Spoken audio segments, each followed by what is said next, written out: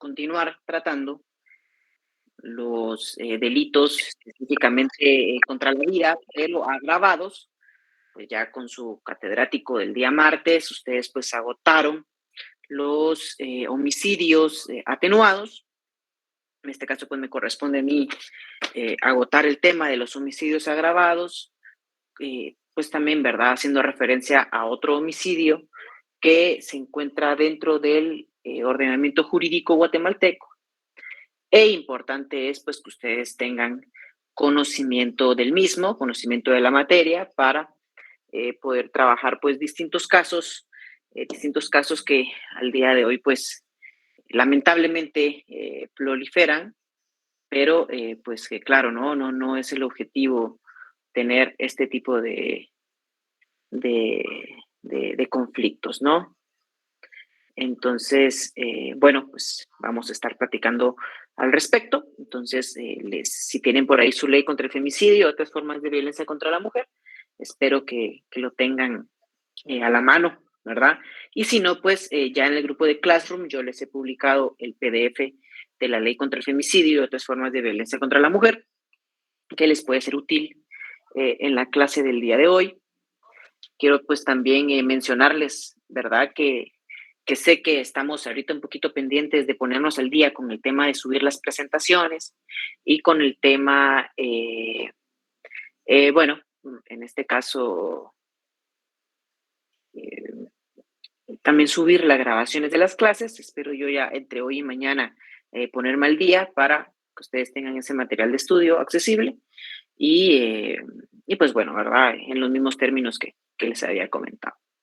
Voy a iniciar entonces la grabación de la clase, conociendo ustedes pues la mecánica de cómo vamos trabajando a lo largo de este semestre, ¿sí?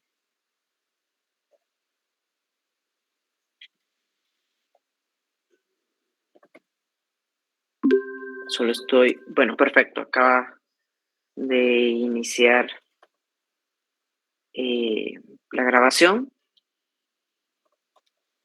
Solo déjenme aquí poner unas cuestiones para la proyección, ¿verdad? De la clase del día de hoy.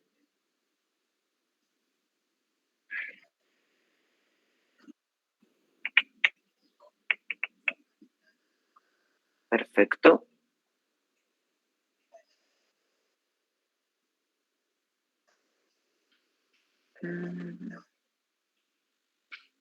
Perfecto, estamos. Pues bueno, estábamos platicando en la clase anterior sobre los homicidios eh, calificados o los homicidios que se consideran, en este caso, pues agravados, ¿no?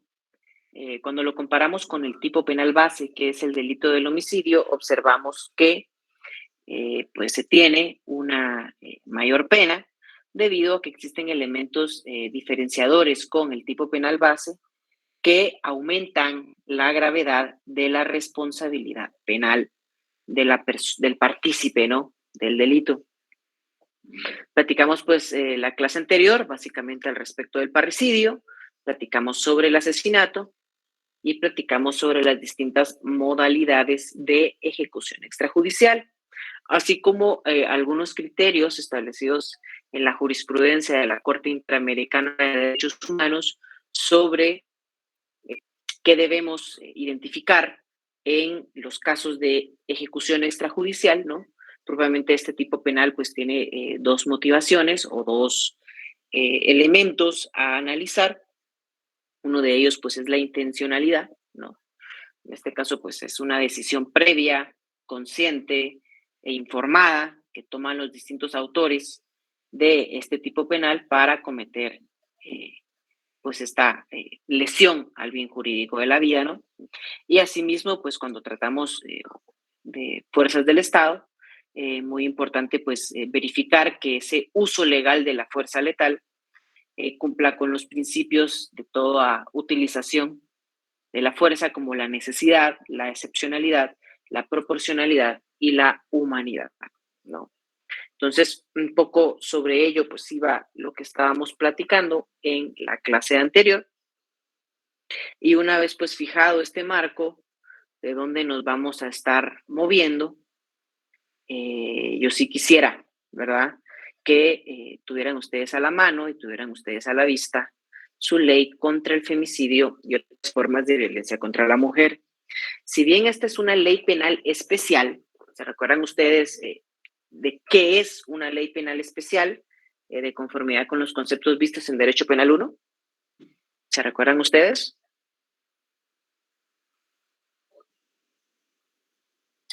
¿A qué nos referimos cuando hablamos de una ley penal especial? Este tema es de Derecho Penal 1, la clasificación de las leyes penales. Tenemos recordatorio, tenemos... Brian, adelante. Buenas tardes, licenciado. Tengo entendido que son conductas que no están establecidas en el Código Penal. Sí, pero al no estar establecidas en el Código Penal, ¿dónde se establecen entonces? En una ley específica, como es el caso de la ley contra el femicidio. En una ley específica, ¿no? Por eso se les denomina leyes especiales, porque si bien no forman parte de la Ley General Penal, en este caso, pues su normativa hace referencia a un caso en concreto y por eso es que se le denomina ley penal especial, ¿no? En Guatemala, pues hay distintas penales. Esta es la ley contra el femicidio y otras formas de violencia contra la mujer. Tenemos la ley contra la narcoactividad, la ley contra el lavado de dinero, la ley, se me escapan algunas, que hacen referencia pues específicamente a conductas penales especiales. De hecho, la actual ley contra los ciberdelitos, por ejemplo, eso es una ley penal especial, ya que no entra a modificar la ley general, que es el Código Penal, sino que en un propio texto normativo contiene sus propias figuras típicas antijurídicas, ¿no? Y culpables. Entonces, en este caso, pues la ley contra el femicidio y otras formas de violencia contra la mujer tiene esta característica de ser una ley especial, ¿no? Y fíjense ustedes que esta ley, si ustedes observan, no es, pues si lo comparamos con otros textos normativos como el Código Penal, el Código Civil, el Código de Comercio, el Código de Trabajo, la propia Constitución, observamos que esta norma pues no es algo que tenga muchos años dentro de nuestro ordenamiento jurídico, ¿no? De hecho, pues este año cumple 14 años, que es poco en comparación, por ejemplo, a un Código Civil, ¿no? Un Código Civil que desde los 60 se encuentra vigente. Y esto pues hace o se motiva la regulación de este tipo penal por distintos compromisos internacionales en materia de derechos humanos que adquiere el Estado de Guatemala, ¿sí? Para poder, en este caso, pues cumplir con ciertos estándares y ciertas obligaciones en materia de derechos humanos, específicamente de protección de violencia contra la mujer, ¿sí? Entonces, en este caso, pues, ustedes pueden observar que esta legislación responde a ciertas preocupaciones, ¿no? Responde a ciertas preocupaciones sobre un fenómeno que al día de hoy en Guatemala, pues, es un gran reto erradicar la violencia contra las mujeres y niñas, ¿sí?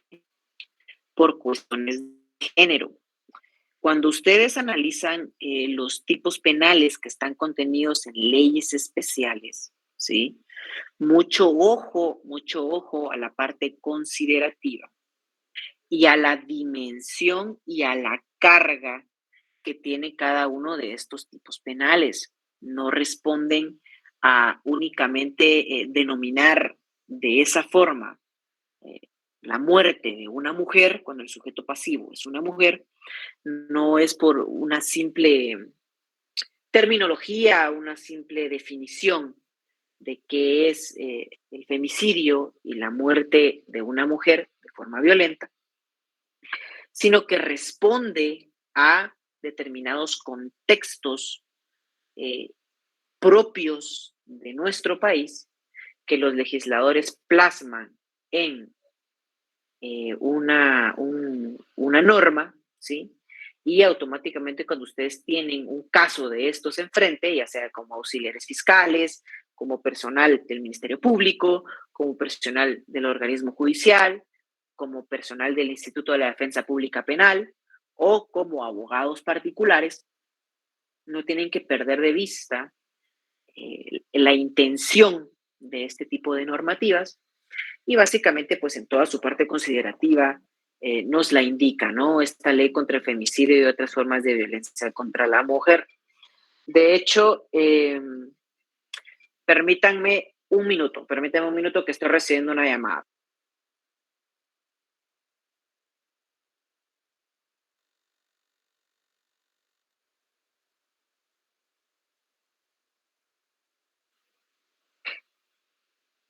Disculpen ustedes una llamada de esas inoportunas de ofreciendo servicios, ¿no? Perdonen. Me pareció extraño el número, por eso dije yo, pues puede ser tal vez algo grave, pero no, nada del otro mundo. Bueno, les comentaba, ¿verdad? Esta normativa, pues, no es, en este caso, pues, cualquier normativa, sino que responde a determinados compromisos internacionales del Estado de Guatemala. De hecho, ustedes pueden ver en este segundo considerando cuál es el origen, ojo mucho con eso, cuál es el origen de la obligación internacional del Estado de Guatemala en regular los casos de violencia contra la mujer. De los que tienen a su mano la ley contra el femicidio, podrían darle lectura a ese considerando número 2 y los que lo tengan, subrayarlo y apuntar las personas en su cuaderno cuál es el origen de esta normativa y de esta obligación internacional. Vamos ahí con Carlos Pérez, adelante. Buenas tardes, licenciado. Buenas tardes, adelante, Carlos. ¿Es el que usted tiene en pantalla, licenciado, o el segundo? No, el segundo considerando, y tomen nota de eso, por favor. Considerando que Guatemala aprobó por medio del decreto ley número 4982 la Convención sobre la eliminación de todas las formas de discriminación contra la mujer y a través del decreto número 6994 la Convención Interamericana para prevenir, sancionar y erradicar la violencia contra la mujer, y como Estado parte se obligó a adoptar todas las medidas adecuadas para modificar o derogar leyes, reglamentos, usos y prácticas que constituyan discriminación contra la mujer y emitir todas aquellas leyes que sean necesarias para tal fin. Muchas gracias, Carlos. Ustedes pueden ver acá la referencia a los dos textos normativos base que fundamentan la creación de este tipo de normativas, ¿sí? Este tipo de normativas se da en un marco de protección de derechos humanos, los cuales, pues, los estados deben observar para poder, ¿verdad? En este caso, pues, brindar mejores herramientas tanto a sus instituciones como a sus ciudadanos para el combate de determinadas formas de violencia, ¿no? Y formas de vulneración a los derechos humanos. Y aparte, pues, de este compromiso formal que adopta el Estado de Guatemala, en el considerando número 3, se hace una declaración estatal de género, ¿no? En este caso, pues, nos presenta una perspectiva de género de esta ley, ya que esta ley y todos y cada uno de sus artículos integrantes debe interpretarse en el sentido que es una herramienta, es un instrumento para precisamente el combate de las relaciones desiguales de poder existentes entre hombres y mujeres en el campo social, económico, jurídico, político, cultural y familiar, ¿sí? El Estado de Guatemala asume esta desigualdad de hecho por razones de género. Cuando nosotros hablamos de una desigualdad de hecho por razones de género, hablamos que la discriminación, la desigualdad o la violencia se origina por cuestiones y por construcciones meramente sociales en donde la mujer tiene una posición desigual al hombre, ¿no?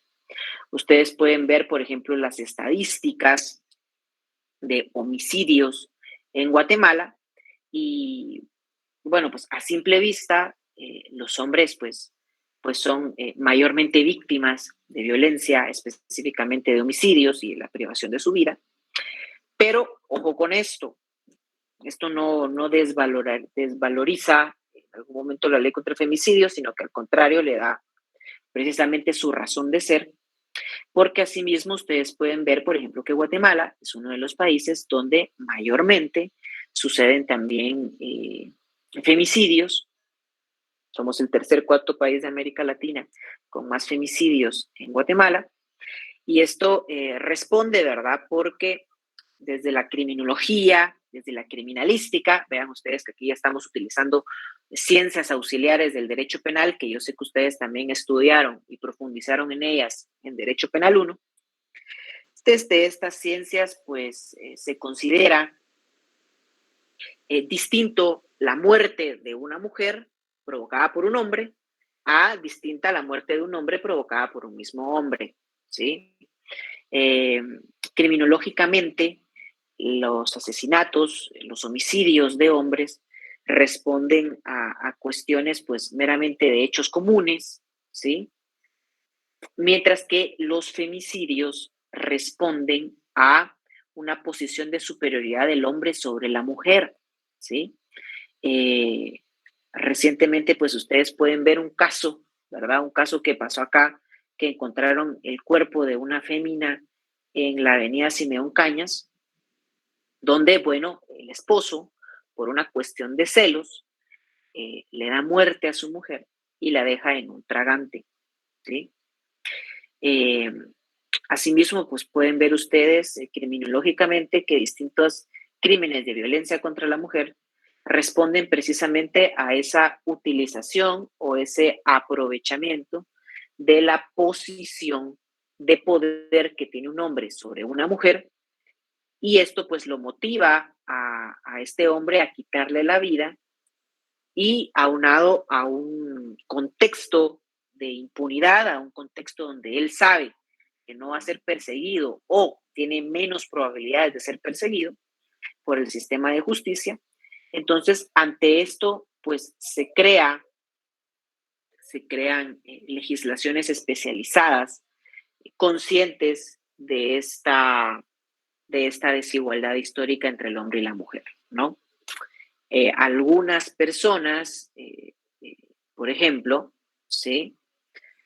Consideran que esta normativa atenta contra el principio de igualdad entre hombres y mujeres,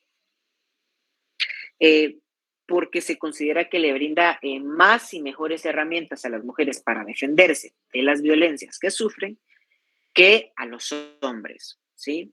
De hecho, este planteamiento no es algo nuevo. Desde el inicio de la vigencia de esta normativa, se han planteado distintas acciones de inconstitucionalidad, ¿sí?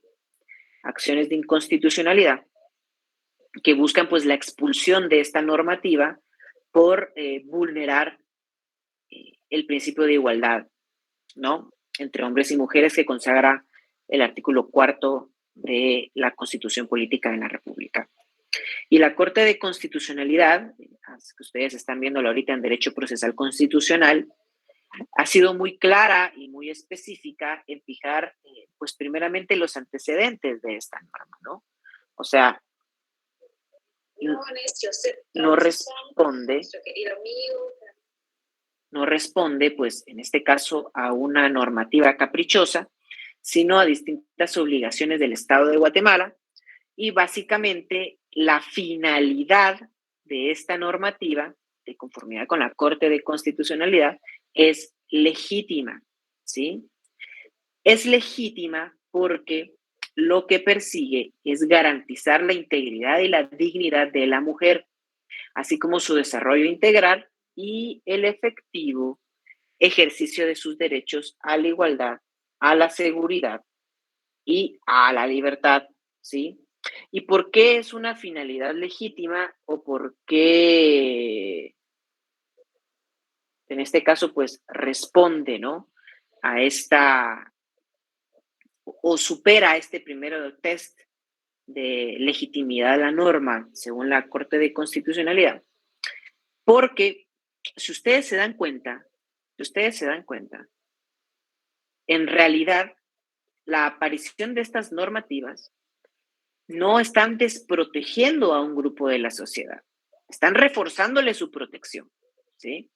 En un contexto de relaciones desiguales de poder, en un contexto en el cual, pues, las personas pueden, ¿no?, hasta cierto punto ser víctimas, en este caso de violencia contra la mujer, y en este caso no persigue esta normativa una finalidad que vaya o sea contraria a la Constitución Política de la República de Guatemala, sino que al contrario es compatible con esta, ¿no? ¿Por qué? Porque la igualdad entre el hombre y la mujer no debe ser interpretada como una igualdad formal en la cual el Estado le brinda las mismas oportunidades a todas las personas y no entorpece su desarrollo personal, ¿no? No. Recuerden ustedes que el derecho, más allá de ser una normativa muerta que está acá en los textos, ¿sí?, también responde a un contexto social. Y en este caso, si el Estado de Guatemala observa que determinados crímenes son distintas sus motivaciones, los hechos de violencia contra la mujer que los hechos de violencia contra el hombre, si observa que en la vía pública, por ejemplo, tienen más acceso a posiciones de poder hombres que mujeres, pues basta con esto ver la integración del Congreso de la República, ¿no? En un país donde el 51% de las personas son mujeres, tienen una participación que ni siquiera llega a una tercera parte en el Congreso de la República. En corporaciones municipales, pues podemos ver lo mismo, ¿verdad? Son menos las alcaldesas que integran posiciones de poder. Y esto responde pues claramente a un interés y a una normalización de la discriminación de la mujer. Por lo tanto, este tipo de normativas que no vienen desde ahora, sino que vienen desde el siglo pasado, como brindarles el derecho al voto, como reconocer su igualdad salarial en temas de trabajo, como darle protección a la mujer embarazada, como en este caso, pues en algunos países ya se establecen las cuotas de género y la paridad en los distintos órganos de representación, ¿no?, y de poder popular. Entonces, con todo este contexto, la Corte dice, bueno, no atenta contra la igualdad, porque si en la sociedad existe una desigualdad, es obligación del Estado dar herramientas para acelerar, ¿no?, la igualdad real entre hombres y mujeres, ¿no? Y justamente esto que les estoy comentando es también pues una de las conclusiones de la Corte de Constitucionalidad, donde pues el principio de igualdad, el derecho de igualdad, el concepto de igualdad que está contenido en el artículo 4º constitucional no es absoluto, ¿sí? Ustedes pues ya en su clase de Derecho Constitucional estudiaron la parte dogmática de la Constitución, tuvieron la oportunidad de profundizar en cada uno de los derechos que están contenidos en nuestra Constitución, reforzarán el tema en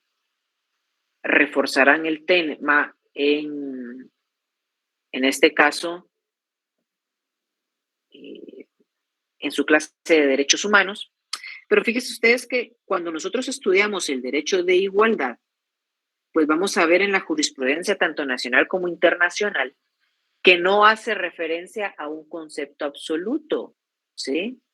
no hace referencia a un concepto absoluto, sino que por el contrario, el principio de igualdad, tal como lo apunta acá la Corte de Constitucionalidad y que yo les tengo aquí subrayado, no exige simplemente un trato legal igual para todos los ciudadanos, ¿no? Sino que aunque situaciones de hechos que revelen la disparidad de condiciones o circunstancias, ¿sí? El legislador está en la posibilidad de observar tales diferencias a fin de que su reconocimiento legal y por ende la regulación de un tratamiento diferenciado resulte eficaz para el aseguramiento de los valores superiores que inspiran al texto constitucional, ¿sí? Entonces, lo que les decía, ¿verdad?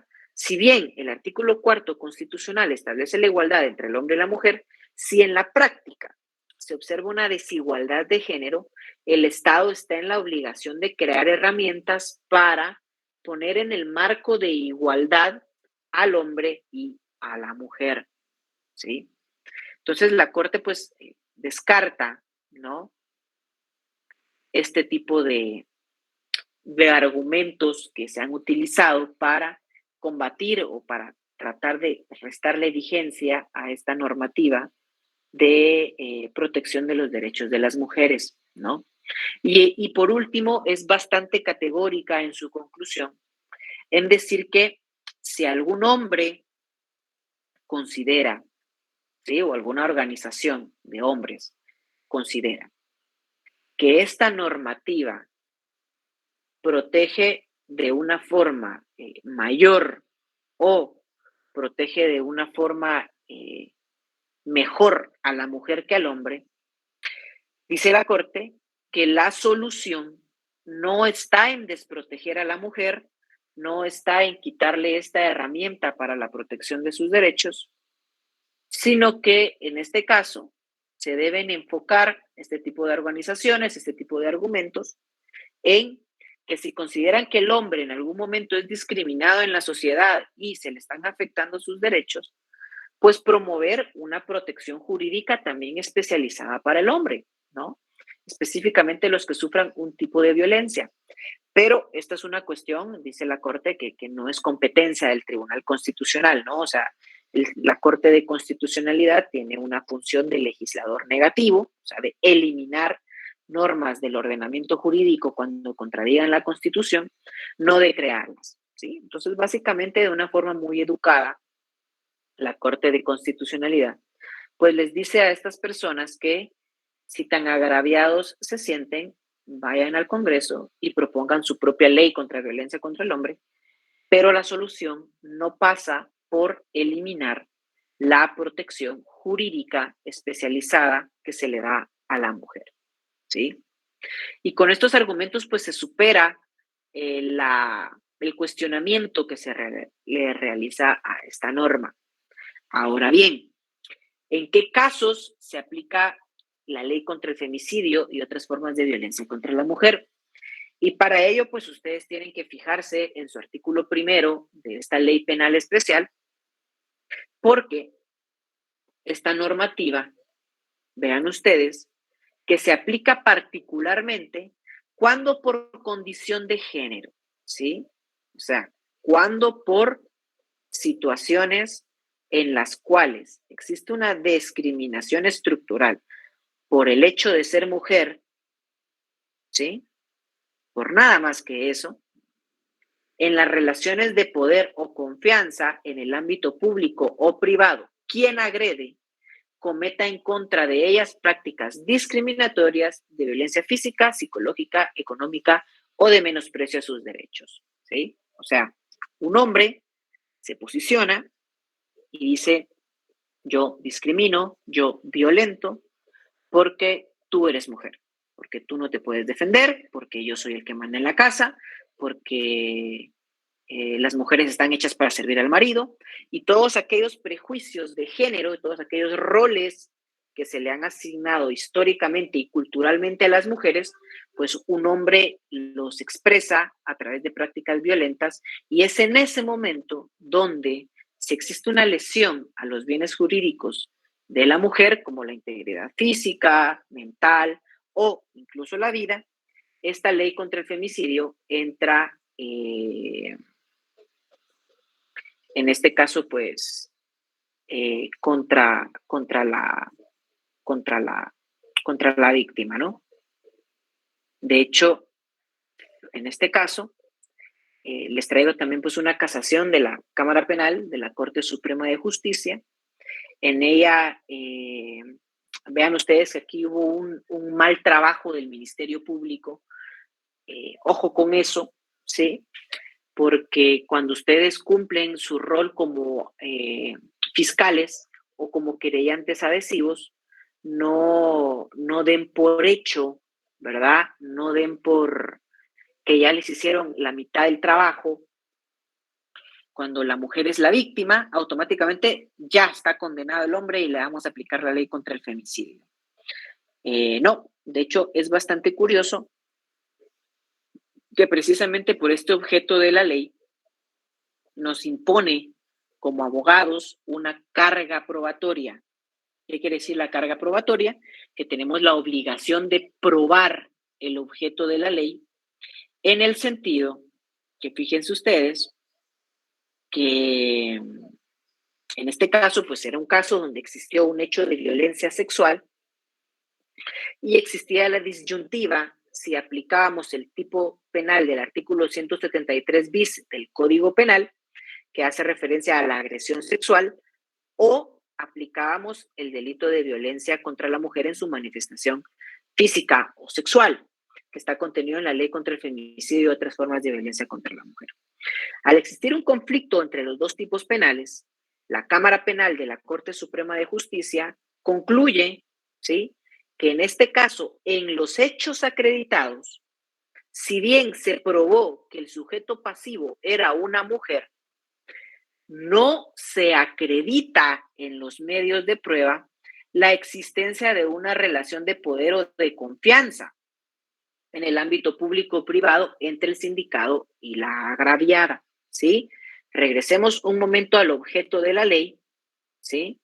Vean ustedes que como requisito probatorio, la ley contra el femicidio y otras formas de violencia contra la mujer exige que no solo demostremos el género de la víctima como mujer, sino que además se debe probar la existencia de una relación de poder o de confianza, ¿sí? Entiéndase la relación de poder cuando, por cuestiones de género, el hombre en el trabajo, en el ámbito educativo, en el ámbito del hogar, tiene un poder sobre la mujer que limita su autonomía de la voluntad, ¿no? O cuando existe una relación de confianza, ¿no? Por ejemplo, dentro de un noviazgo, puede existir una relación de poder o puede que no exista una relación de poder, pero sí una relación de confianza en el cual, por ejemplo, la mujer le entrega cierto material de carácter íntimo a su hombre novio en una relación de confianza y al momento de terminar, que ya vamos a ver los delitos específicos contra la intimidad sexual más adelante en el curso, pues decide divulgarlo, ¿sí? Entonces, puede ser que el hombre pruebe que realmente en su relación nunca hubo un abuso, nunca hubo una utilización de una relación de poder, pero sí existía una relación de confianza. Y entonces, en este caso, mucho ojo por eso, y por eso les traigo este criterio jurisprudencial de la casación de la Cámara Penal, y anótenlo ahí en su ley porque les va a servir en su práctica, ¿sí? Recuerden ustedes, no solo tienen que acreditar el género de la víctima, también tienen que acreditar la relación de poder o de confianza. Lo pueden ser a través de medios documentales, medios audiovisuales, declaraciones testimoniales, ¿sí? Pero no olviden probar este tipo de elementos, porque si no se prueba este tipo de elementos, que es esencial, que es el objeto de esta norma, entonces no podemos hacer una tipificación perfecta de estos tipos penales contenidos en esta norma, ¿sí? En todo caso, pues el Código Penal ya regula los delitos contra la libertad sexual, ya regula los delitos contra la integridad física, ya regula los delitos contra la integridad psíquica o moral.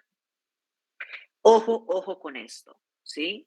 La importancia que el abogado pruebe, ¿sí?, la relación de poder o de confianza, ¿sí?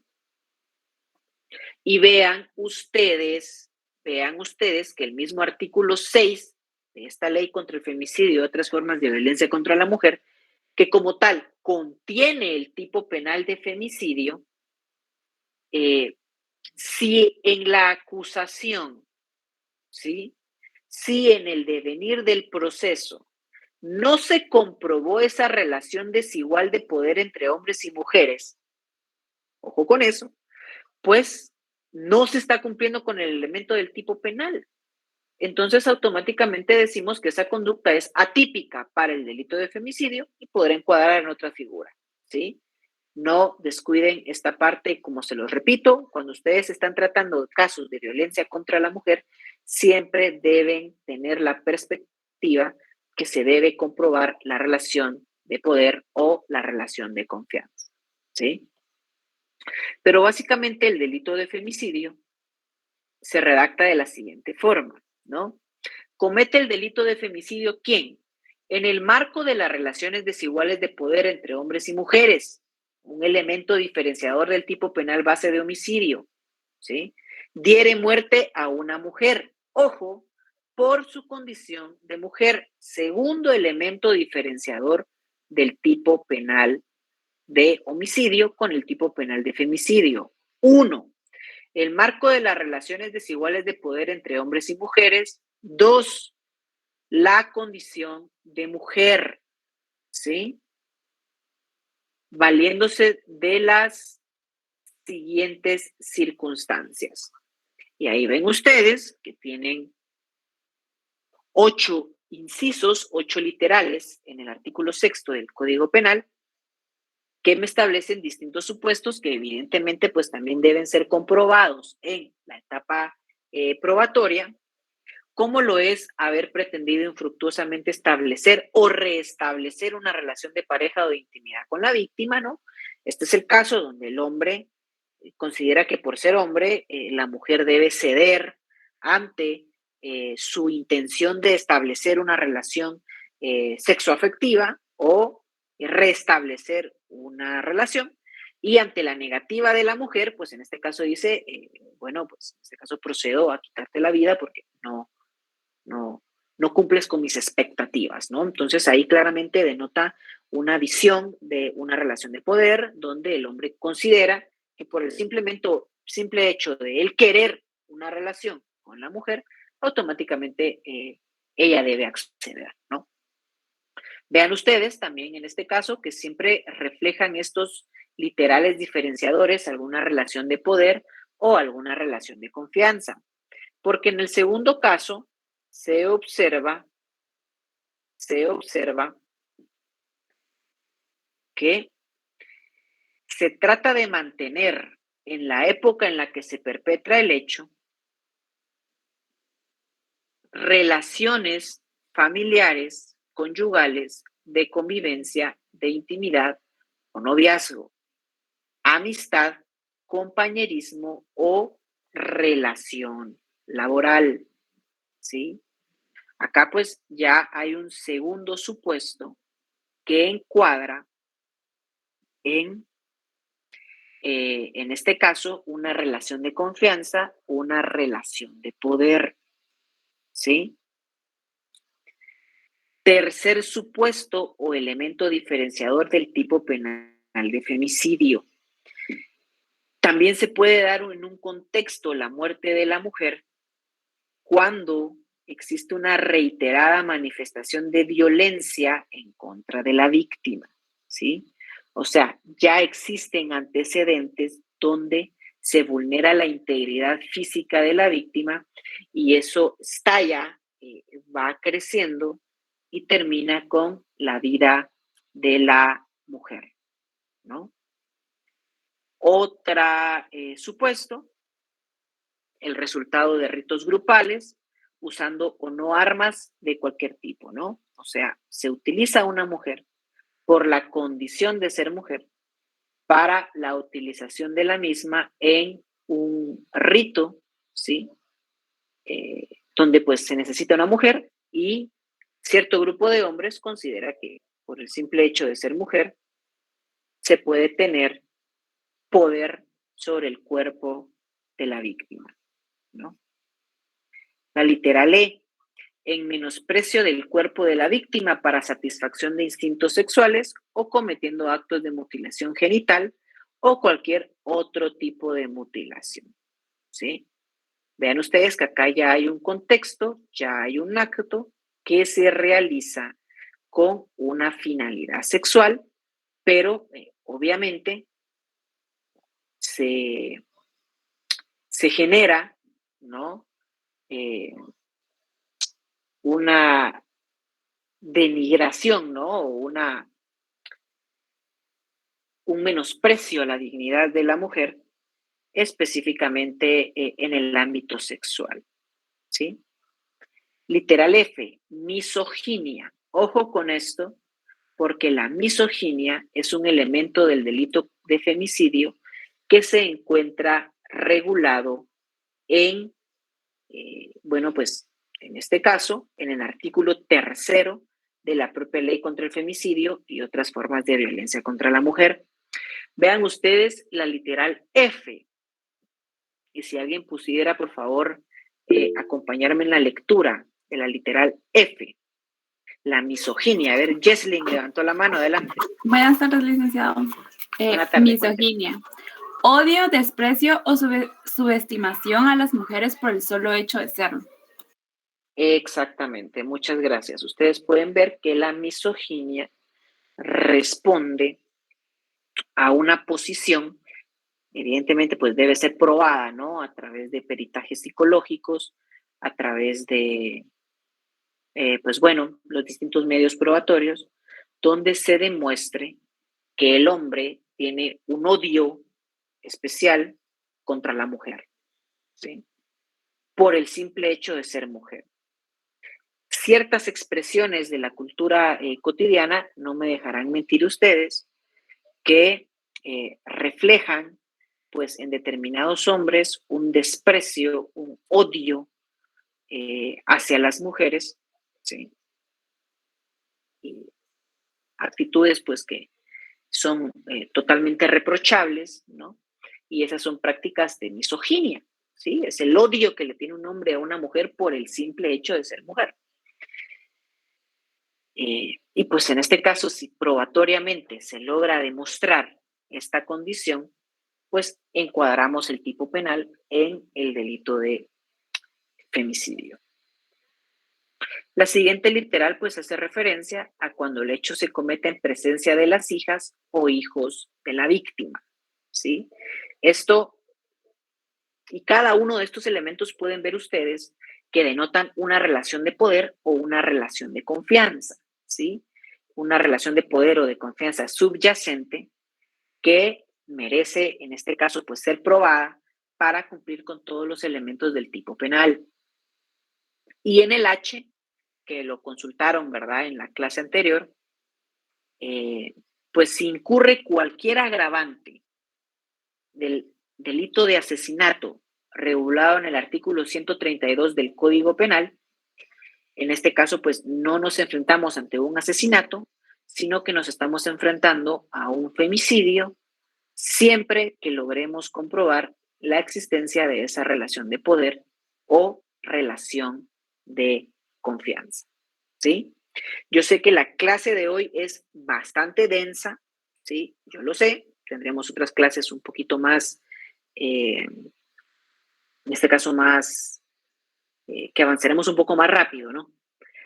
Pero sí, a través de esta clase, pues, deben ustedes adquirir los distintos elementos necesarios para poder diferenciar un homicidio de un asesinato de un femicidio, ¿sí? Y lo que hemos venido platicando en las últimas clases, tanto el catedrático titular como mi persona, en los delitos contra la vida existe el mismo resultado, que es la afectación al bien jurídico de la vida. Claro que existe, ¿sí? Pero vean ustedes cómo cuando ya vamos escudriñando cada uno de estos tipos penales, se genera ciertos elementos que diferencian a cada uno de estos tipos penales, ¿sí?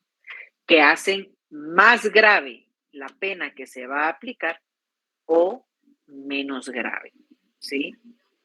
¿Más grave o menos grave? ¿Sí? ¿Tenemos alguna duda con lo que platicamos sobre el delito de femicidio? Por favor,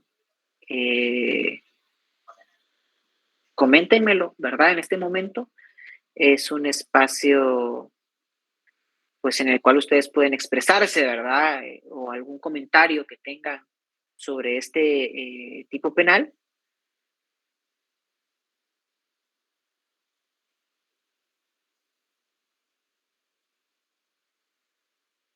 ¿Alguna duda, algún comentario? Creo que este es el espacio para decirlo, porque con esta clase cerramos, ¿verdad? Cerramos lo relacionado contra estos delitos contra la vida. Tenemos por un lado los delitos atenuados, que ustedes pues ya lo trabajaron con el catedrático titular del curso, y los delitos agravados o calificados que hemos estado platicando en estas dos clases, ¿sí? Posterior a ello, pues tendremos una clase sobre el delito de aborto y sus distintas modalidades para ya después pasar al análisis de los delitos contra la integridad física de las personas, ¿sí? Entonces les comento, ¿no? Tenemos por un lado delitos atenuados, por un lado delitos agravados o calificados. Estos tipos penales responden a la necesidad de diferenciar distintos supuestos en los cuales se puede lesionar el delito de la vida. En algunos casos, pues, rebajan la pena, en otros casos la agravan, ¿sí? Pero ambos comparten en común la lesión al bien jurídico de la vida, ¿sí?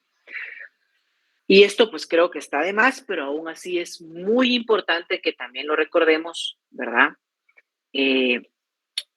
No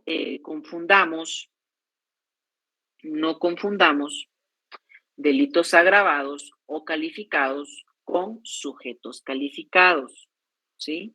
Porque esto, o sea, en algún punto puede llegar a generar confusión en el sentido de creer que porque ya existe un sujeto calificado, automáticamente es un delito agravado, y no siempre es así, ¿sí? Los delitos agravados o calificados, dentro del tipo penal, se establecen elementos diferenciadores que agravan el rango de la pena a imponer. O sea, no es solo por los sujetos, sino por otros elementos diferenciadores del tipo penal que le dan una mayor responsabilidad a la gente, ¿no? Mientras que los sujetos activos o pasivos de un delito pueden ser simples, por ejemplo, el homicidio simple lo puede cometer cualquier persona, o calificados, ¿no? Por ejemplo, el infanticidio lo puede cometer la madre contra su hijo recién nacido. Eso es un sujeto calificado. El femicidio lo puede cometer un hombre contra una mujer en una relación desigual de poder o de confianza. El parricidio, un ascendente, un descendente, y o pues con quienes se haga vida conyugal, ¿no? Y así ustedes pueden ir viendo distintos elementos en el estudio de los tipos penales que los van diferenciando, ¿sí? Que los van diferenciando unos de otros, ¿ok? Observo que hay dos preguntas acá en el chat, ¿verdad? Alexia consulta, Lic, ¿podría dar ejemplos de las relaciones de poder? ¿Sí? Aún se me hace difícil entender cómo identificarlas. A ver, Alexia. Y regresando un poquito, ¿verdad? Al tipo penal de femicidio, por ejemplo, acá tenemos un conjunto de elementos diferenciadores, un conjunto de contextos en los cuales se puede dar una relación entre un hombre y una mujer, ¿sí? Usted, Alexia, considera, por ejemplo, en la literal C, que la reiterada manifestación de violencia, ya sea física, psicológica o económica, que un hombre realiza sobre una mujer, ¿es o no es una relación de poder? Sí, porque pues la está indisponiendo de ciertas cosas. Por ejemplo, que le digan a uno, ¿verdad? Mira, vos solo servís para esto en la casa, vos no tenés derecho a estudiar y todo eso, pues ahí está generando una relación de poder psicológica, podría ser. Exactamente, Alexia. Entonces, básicamente para nosotros poder identificar las relaciones de poder o las relaciones de confianza, tenemos que analizar el caso en concreto, ¿sí? Como usted muy bien dice, ¿verdad? Si un hombre ejerce una violencia contra una mujer, lo hace porque precisamente tiene un poder para hacerlo, porque, vamos a ver, yo pues, imaginemos acá, ¿no? Que acá somos una comunidad donde todas y todas vivimos en una misma ciudad, ¿no? Evidentemente, pues tanto ustedes no me van a violentar a mí como yo no los voy a violentar a ustedes porque ninguno de los dos tenemos un poder sobre el otro. Pero si viene una persona que se cree con la capacidad de poder violentarnos, evidentemente esta persona está ejerciendo un poder sobre nosotros, ¿sí? Un poder sobre nosotros porque es contra nuestra voluntad que me agredan físicamente o psicológicamente. Sin embargo, esta persona pasa por encima de mi voluntad y aún así realiza el acto. Ahí existe una relación de poder, ¿sí? Por ejemplo, y ahorita pues ya hablamos un poquito de las relaciones de confianza, ¿no? En la B, ¿sí? Mantener en la época en la que se perpetre el hecho o haber mantenido con la víctima relaciones familiares, conyugales, de convivencia, de intimidad o noviazgo, amistad, compañerismo o relación laboral. Entonces acá nuevamente, pues en este contexto que nos da el tipo penal, debemos analizar, bueno, en la época en la que se realiza el hecho, ¿sí?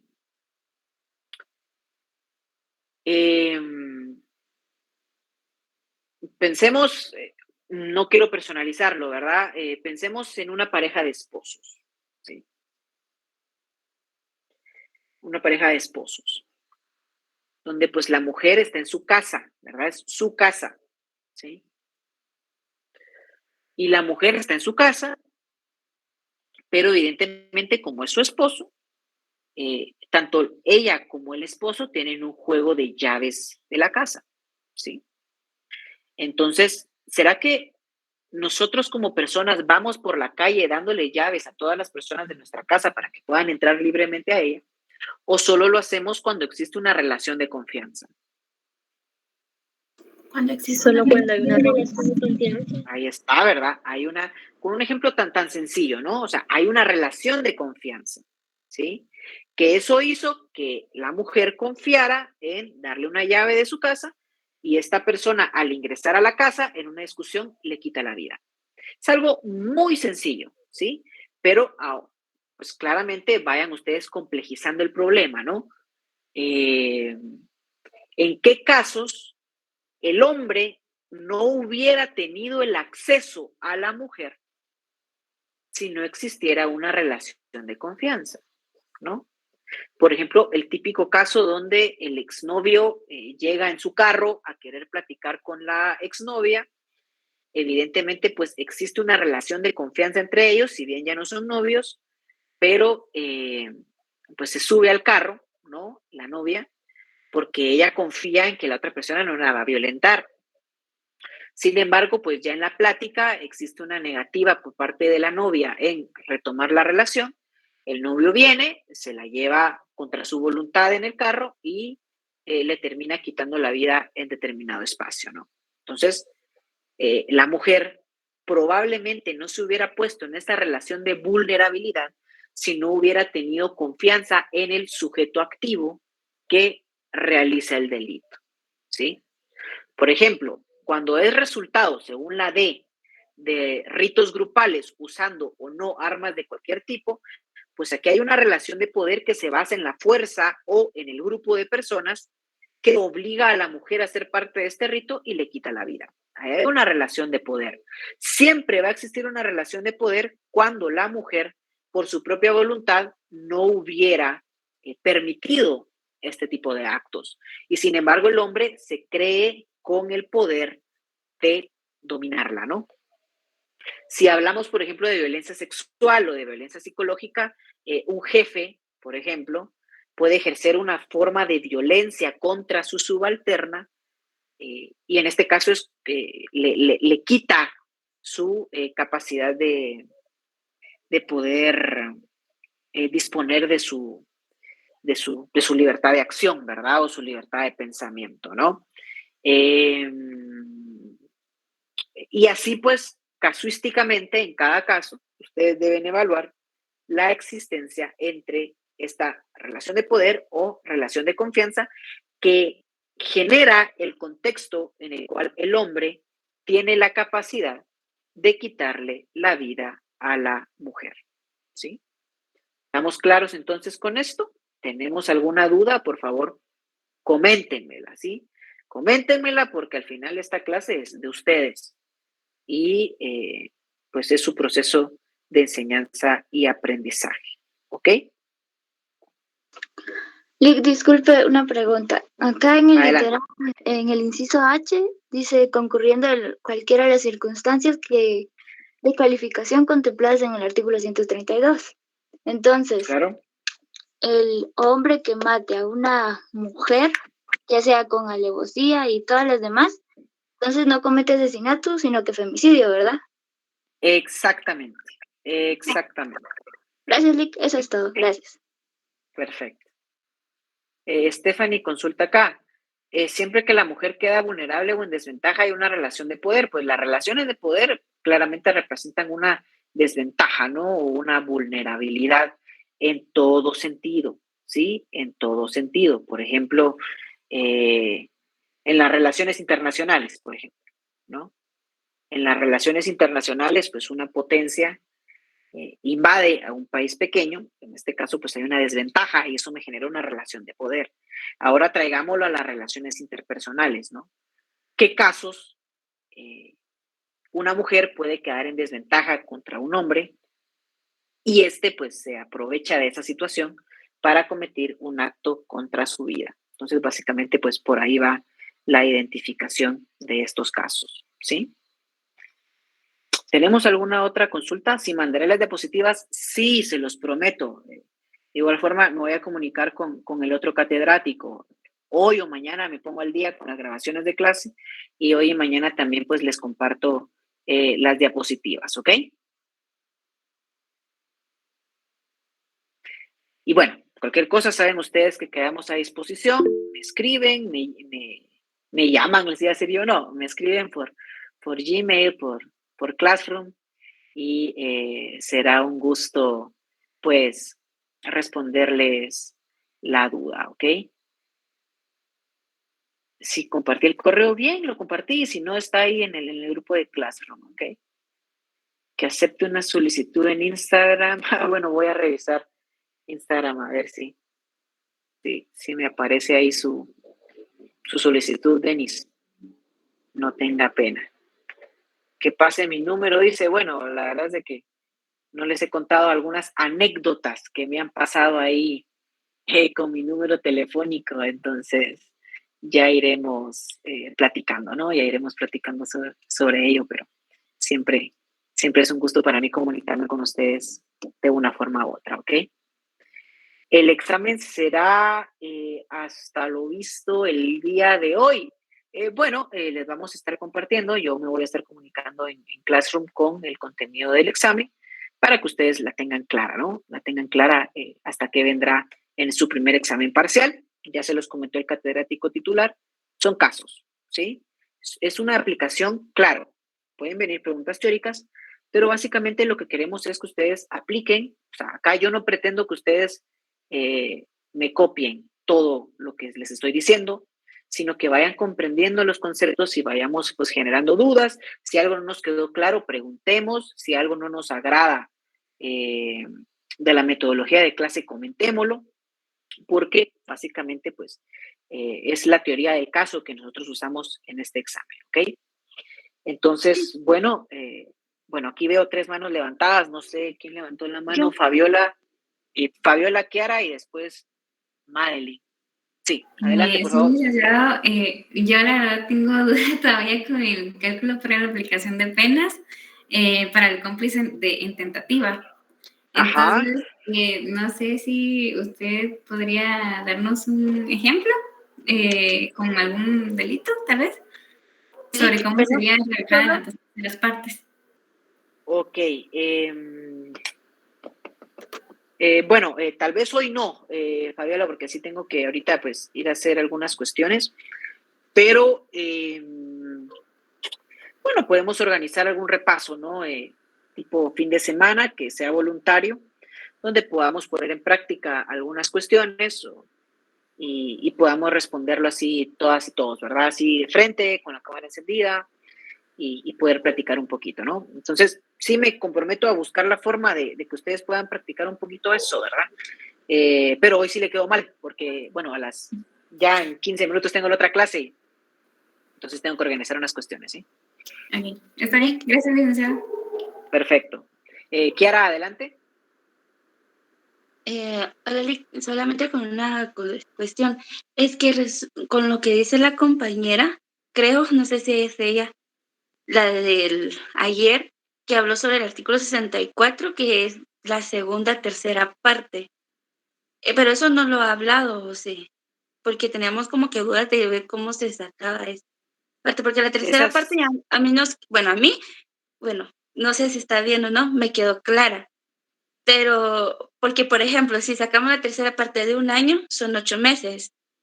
Entonces, por lógica, es sucesivo, ¿verdad? Y eso sumado. Pero no sé si tiene algo que ver con el artículo 64, solamente para entenderlo rapidito y poderlo explicar. Sí, sí tiene relación, Kiara, porque fíjese que, por ejemplo, si nosotros quitamos una tercera parte en el cálculo de la pena, obviamente si me pide que lo reduzca en 2/3 partes, pues le quito otra tercera parte, ¿no? Entonces, yo creo que no sería la 4 mitad, meses, porque no, recuérdese que no es la mitad. Si fuera la mitad, serían 6 meses, ¿verdad, Kiara? Ajá. Entonces, en este caso, si fuera, por ejemplo, 1 año. No, o sea, la mitad de 8 meses, decía yo. Se va a complicar con ese método. Yo le diría mejor, por ejemplo, si 1 año lo dividimos dentro de 3, es 4 meses. Si yo le quito una tercera parte, entonces la pena me queda en 8 meses. Y si yo le quito 2/3 partes, la pena me queda en 4 meses, ¿sí? Pero no es que sea la mitad. Siempre pensemos en terceras partes. Y yo creo que esto pues nos va a quedar más claro cuando hagamos algún ejercicio práctico al respecto. Sí, deberíamos ¿okay? hacer el repaso con eso para que les quede claro a todos, ¿va? A mí también. Pero Sí, solamente no quería tengan como que pena. confirmar. Yo sé, pero no se pongan nerviosos, es algo que en este caso pues ya verán ustedes cómo cuando en la práctica lo estén resolviendo es algo bastante sencillo, no es algo que nos vaya a complicar, ¿sí? Pero bien, lo vamos a hacer, no tengan pena, ¿sí? Gracias. Okay, gracias. Y bueno, tenemos otra mano levantada ustedes, pero creo que ya se me perdió. No sé si alguien más tiene una duda, si no terminamos la clase el día de hoy. Bueno, creo que se me perdió la otra compañera, qué lástima.